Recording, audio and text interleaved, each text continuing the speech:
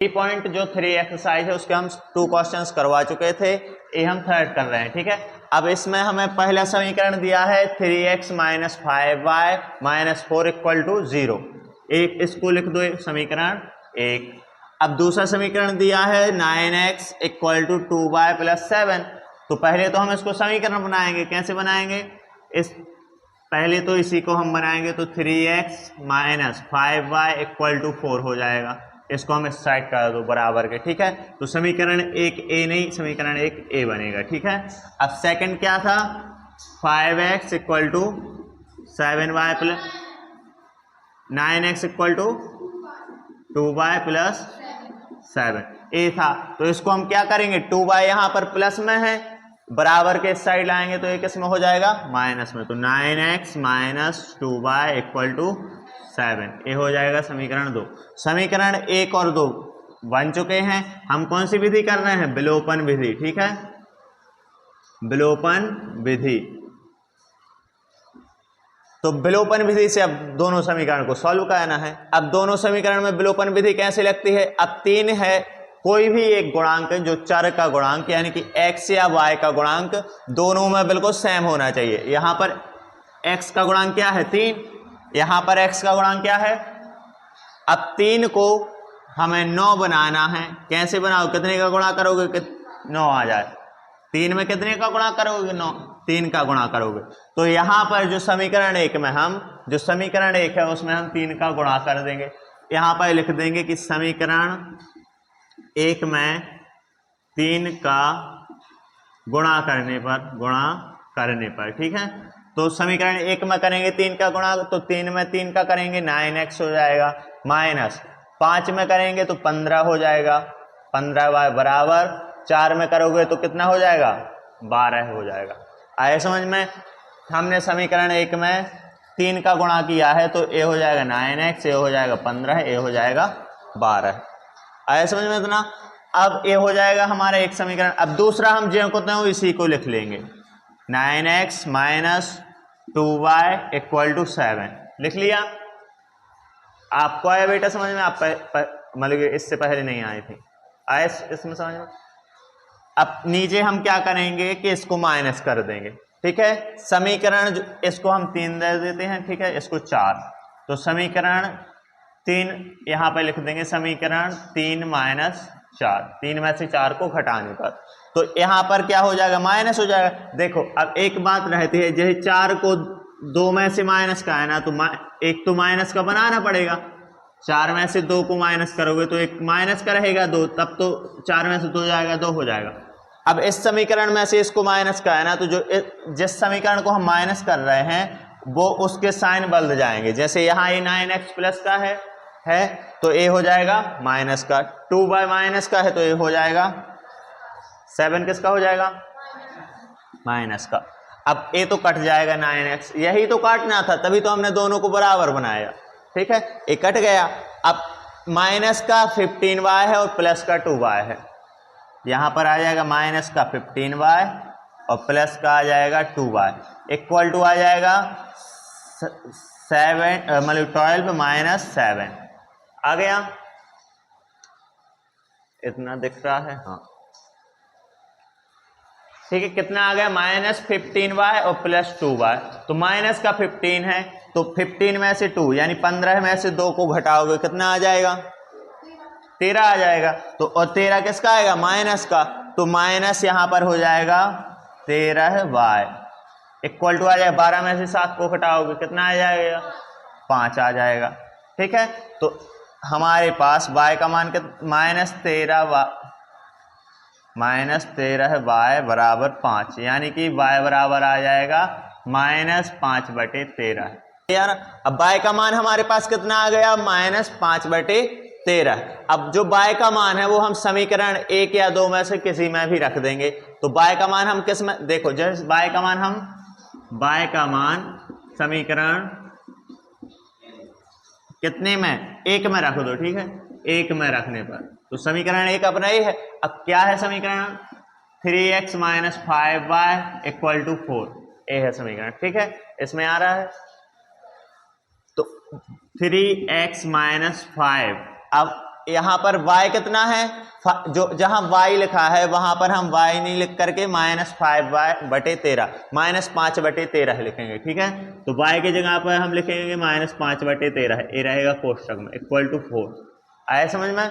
अब 3x minus 5 का 5 में गुणा होगा कितना हो जाएगा 25, और माइनस माइनस का हो जाएगा प्लस, और 5 का 5 में होगा ये 25/13 हो जाएगा equal to 4। 3x equal to हो जाएगा 4 ये 25/13 आ जाएगा, उस साइड चला जाएगा तो क्या हो जाएगा माइनस में, इस साइड प्लस में उस साइड जाएगा तो क्या हो जाएगा माइनस में। ठीक है, अब 4 को बटे में 1 मान लो। ठीक है, कुछ बटे में नहीं रहता मतलब कि 1। अब क्या करोगे कि 13 को 1 में करोगे गुणा 13 ही आएगा, नीचे वालों का गुणा करके नीचे लिख दोगे। ठीक है, अब 13 का करोगे इसमें गुणा 4 में, तो 13 में 4 का गुणा करोगे कितना आ जाएगा 52 आ जाएगा। अब 25 का करोगे 1 में, माइनस लगाओगे जो कहता हूं। ठीक है, ये भिन्न बनने चाहिए कहते सॉल्व। अब 25 का करोगे 1 में तो ये आ जाएगा कितना 25 आ जाएगा। ठीक है, अब इसको भी सॉल्व करो तो 52 में से 25 गया कितना बचेगा बताओ, 7 यहाँ पर बचेगा, और 5 में से 3 जाएगा 2 बचेगा, 27/13 है। ठीक है, 27/13 हो जाएगा कितने का 3x का, तो 3x बराबर यहां पर लिख दो, 3x बराबर आ गया हमारा 27/13 है। अब 3 से 9 बार कट जाएगा 27, तो x बराबर कितना आ जाएगा, x बराबर आ जाएगा 9/13, और y बराबर हमारा क्या था -5/13। ये हमारा क्या हो जाएगा आंसर हो जाएगा। आया सभी को समझ में। ठीक है, अब आप लोग लिख लो, और जो यूट्यूब पर देख रहे हैं वो स्क्रीनशॉट ले लो उसका। फर्स्ट का हम फोर्थ क्वेश्चन देखते हैं। फोर्थ क्वेश्चन है x/2 + 2y/3 x/2 धन 2y/3 equal to -1, x - y/3 यानी y/3 इक्वल टू 3। ठीक है, ये आ गया। अब इसको हम समीकरण 1 देंगे नाम, इसको हम देंगे समीकरण 2। अब समीकरण 1 से लिखेंगे। ठीक है, समीकरण 1 से पहले तो x/2 + 2y/3 इक्वल टू -1, ये है क्वेश्चन। अब नीचे है 2 और 3, इनको हमें क्या कहना काटना है, तो 2 और 3 का एलसीएम क्या होता, एलसीएम 6 होगा। एलसीएम तो जानते हो क्या होता, 2 का और 3 का गुणा करोगे तो देखो एलसीएम ऐसे आता है, 2 और 6 है, 2 और 3 है, एलसीएम कैसे निकालोगे, 2 से 1 बार 3 आ जाएगा, फिर 3 से 1 बार, तो 2 × 3, ठीक है 6 आ जाएगा, ऐसे निकालते हैं। तो इन दोनों का एलसीएम है क्या 6, तो 6 से दोनों पक्षों में गुणा करने पर, ठीक है, तो 6 से दोनों पक्षों में गुणा करेंगे जब हम, तो यहां पर आ जाएगा 6 × x/2 + 6 × 2y/3 इक्वल टू -1 गुणित 6। ठीक है, इतना आ गया। हमने दोनों पक्षों में गुणा, प्रत्येक पद में और कहना है गुणा, ठीक है, प्रत्येक पद में गुणा करोगे, इसमें भी 6 से करोगे, इसमें भी 6 से, इसमें भी 6 से। अब देखो 2 से 6 कितने बार में कट जाएगा, 3 बार में, 3 से 6 कितने बार में, 2 बार में कट जाएगा, तो ये हो जाएगा 3x + 2 और 2 4y इक्वल टू -6 आ गया। इसको हम समीकरण 3 नाम दे देंगे, बन गया समीकरण। हमने इसको सरल कह लिया, सिंप्लीफिकेशन कह दिया हमने इसका थोड़ा, तो ये सरल हो गया। ठीक है, अब आ जाओ समीकरण 2 से। समीकरण 2 से, समीकरण 2 क्या है, x - y/3 इक्वल टू 3। ठीक है, अब इसमें हम क्या करें, नीचे 3 बस है, तो 2 नंबर होते तो उनका एलसीएम, अब 3 बस है तो 3 से गुणा कर देंगे, 3 से दोनों पक्षों में क्या करने पर, गुणा करने पर, तो ए हो जाएगा, इसमें 3 से करोगे तो 3x हो जाएगा, इसमें 3 से करोगे तो 3 से 3 कट जाएगा। देखो जब 3 से करोगे y/3, अब 3 से 3 एक कट गया, इक्वल टू इसमें 3 से करोगे तो 3 3 9 हो जाएगा।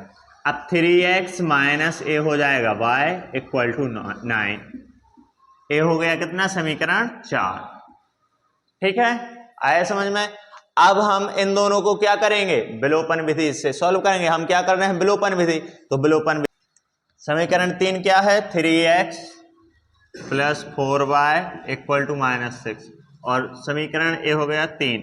समीकरण 4 क्या है 3x minus y equal to 9, ये हो गया समीकरण 4। ठीक है, ये दोनों समीकरण हमने लिख लिए। अब इनको हमें किससे हल करना है, कौन सी विधि से, विलोपन विधि। विलोपन विधि में हम x या y चर, कोई एक चर लेंगे x या y, उनके गुणांक हमें सेम करना है। इसमें देखो लेकिन पहले से ही है सेम, इसमें भी x का गुणांक 3 है, इसमें भी x का गुणांक 3 है, तो कुछ कहना ही नहीं है। समीकरण 3 में से 4 को घटाने पर, ठीक है, घटाने पर, तो समीकरण 3 क्या है 3x plus 4y equal to -6, 3x minus y equal to 9। इनको जब माइनस करेंगे तो ये प्लस का माइनस हो जाएगा, ये माइनस का प्लस हो जाएगा, ये माइनस हो जाएगा। यहाँ पे देखो ये हो जाएगा प्लस का माइनस, माइनस का प्लस और प्लस का माइनस, ठीक है, ये तो क्या हो जाएगा, कट जाएगा। अब यहाँ पर बचेगा प्लस का 4y और प्लस का y, यहाँ पर क्या बचेगा माइनस का 6 और माइनस का 9, तो ये हो जाएगा 5y इक्वल टू हो जाएगा कितना, माइनस के 15 हो जाएगा।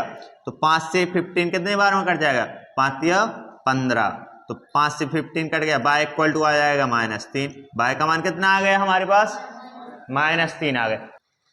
अब जो y का मान -3 आया है, इसमें समीकरण 3 या 4 में से किसी में हम रख देंगे। जैसे समीकरण 3 में हम y का मान रखेंगे तो 3x plus 4y equal to -6 है। 3x क्या हो जाएगा, 3x प्लस 4, जहां पर y लिखा है वहां पर -3 हो जाएगा, तो 4 -3 इक्वल टू 6। 3x ए हो जाएगा, 4 का 3 में गुणा करेंगे क्या हो जाएगा 12, -12 इक्वल टू ए है यहाँ पर क्या -6। अब 3x इक्वल टू हो जाएगा -6 प्लस 12, तो 12 में से 6 जाएगा कितना बचेगा, 6 बचेगा, तो 3 से 8 2 बार कट जाएगा, x इक्वल टू आ जाएगा 2, y इक्वल टू आ जाएगा -3। ये इसका क्या है, आंसर है।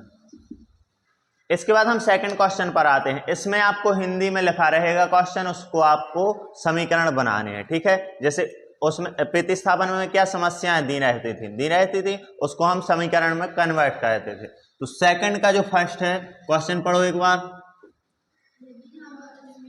हाँ, क्वेश्चन है कि यदि हम अंश में एक जोड़ दें और हर में एक घटा दें। पहले तो अंश और हर क्या होता है, तो भिन्न जो रहती है उसको हम ऐसे लिखते हैं, अंश बटे हर। देखो अंश बटे हर, नीचे वाली जो संख्या रहती वो हर रहती, ऊपर वाली अंश रहती। तो पहले तो हम लिखेंगे माना अंश क्या है, अंश x है व हर y है, ठीक है। हमने क्या मान लिया कि अंश है क्या x और हर है क्या y, मान लिया। ये इतना आया समझ में। अब उन्होंने क्वेश्चन में बोला है कि यदि हम अंश में एक जोड़ दें तथा हर में एक घटा दें।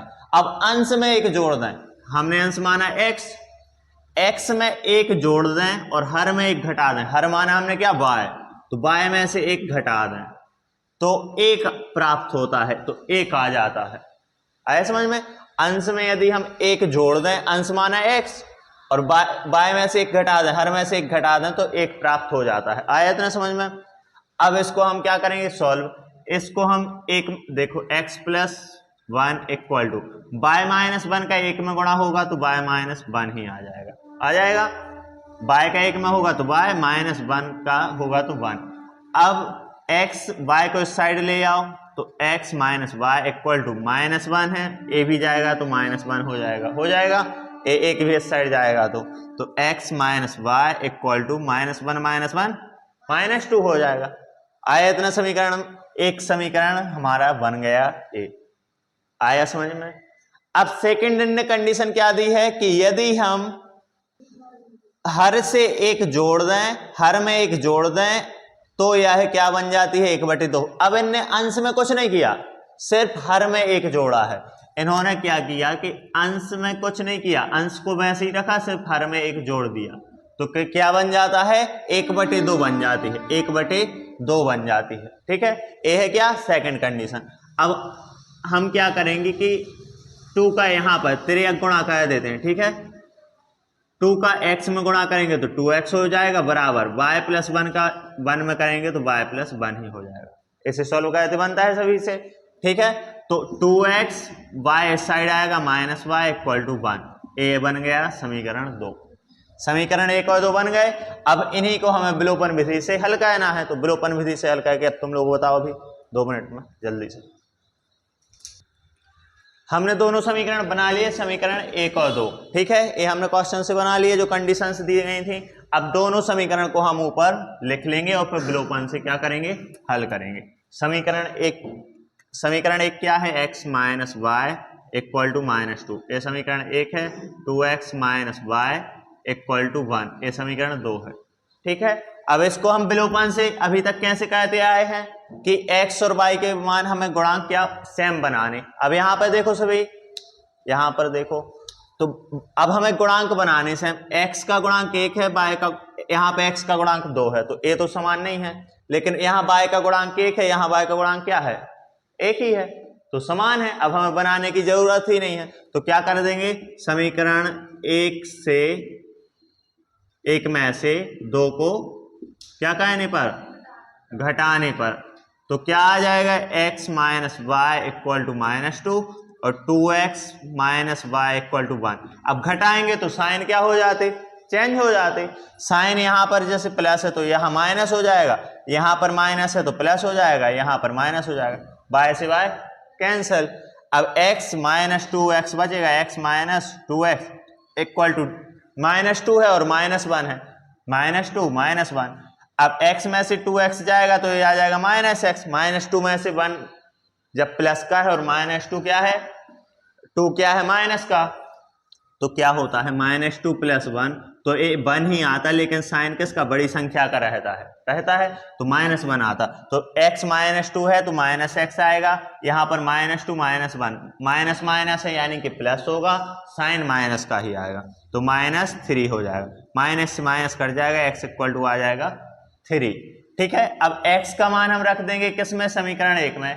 x कोई भी समीकरण में रख सकते, एक सिंपल है तो इसमें x का मान समीकरण 1 में रखने पर, तो एक क्या है समीकरण, x minus y equal to -2, x का मान क्या आया 3, तो 3 माइनस वाई इक्वल टू -2। तो अब देखो y को या तो उस साइड कर दो या 3 को उस साइड कर दो, तो हम क्या करेंगे, y माइनस में है यहाँ, तो y को हम इस साइड लिख लेंगे, प्लस में हो जाएगा। यहाँ 2 प्लस -2 है माइनस में, तो 2 इस साइड आएगा तो किस में हो जाएगा, प्लस में, और 3 पहले से है ही, तो ये क्या हो जाएगा, 3 2 5, y इक्वल टू आ जाएगा 5। रुक जाओ, लेकिन हमारा y बराबर क्या आ गया 5 और x बराबर क्या आया 3 आ गया। अब लेकिन हमें क्या बतानी है, वो बोल रहे हैं कि वह भिन्न क्या है, तो वह भिन्न क्या थी, हमने क्या माना था, अंश क्या माना था x और हर क्या माना था y, तो x अपन y, बस इसमें मान रख देंगे। तो भिन्न क्या है, भिन्न देखो हमने क्या मानी थी, x अपन y, x कितना आया हमारा 3 और y कितना आया 5, यही बस आंसर हमारी भिन्न क्या है 3/5, आंसर आ गया, ठीक है।